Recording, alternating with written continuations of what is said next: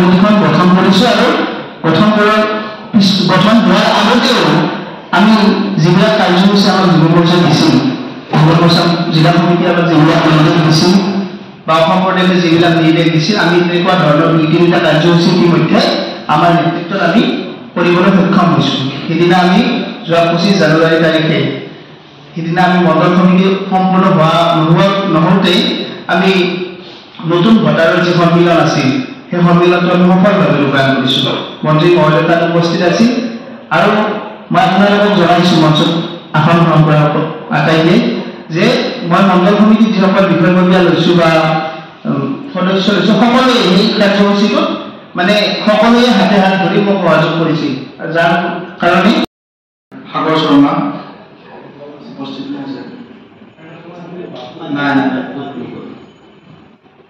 Social মিডিয়াৰ convener Pranjit Thakuria. নমস্কাৰ, প্ৰাঞ্জিত ঠাকুৰীয়া। মই ভাৰতীয় জনতা যুৱ মৰ্চা উত্তৰ নলবাৰী মণ্ডলৰ ছ'চিয়েল মিডিয়াৰ কনভেনাৰৰ দায়িত্বত আছোঁ।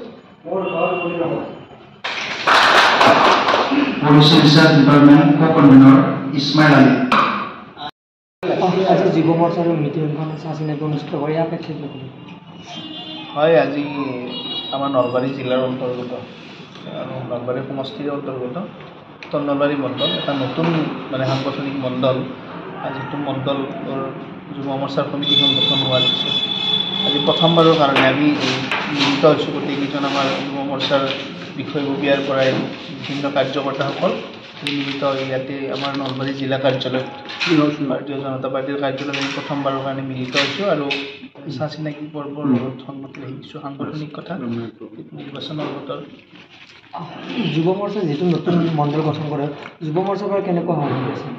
হয়, যথেষ্ট সঁহাৰি আৰু ইতিমধ্যে আপোনালোক গম পাইছে, যোৱা 25 জানুৱাৰী তাৰিখে আমি নৱভোটাৰ সন্মিলনৰ আয়োজন কৰিছোঁ যুৱ মৰ্চাৰ উদ্যোগতে। আৰু নতুন নতুন যিবিলাক ভোটাৰ আছে তেওঁলোকে উৎসাহী হৈ আমাৰ মাজলৈ ওলাই আহিছে আৰু লগতে উত্তৰ নলবাৰী মণ্ডলটো অন্তৰ্গত যিসকল যুৱ কাৰ্যকৰ্তা আছে, কাৰ্যকৰ্তাসকলে যথেষ্ট উৎসাহী। আগন্তুক দিনত আমি আশা কৰিছোঁ যে যি লোকসভা নিৰ্বাচন আহি আছে, উত্তৰ নলবাৰী মণ্ডলৰ অন্তৰ্গত এই পঞ্চায়তসমূহৰ পৰাই সৰ্বাধিক ভোট লাভ কৰিব, এইটো নিশ্চিত।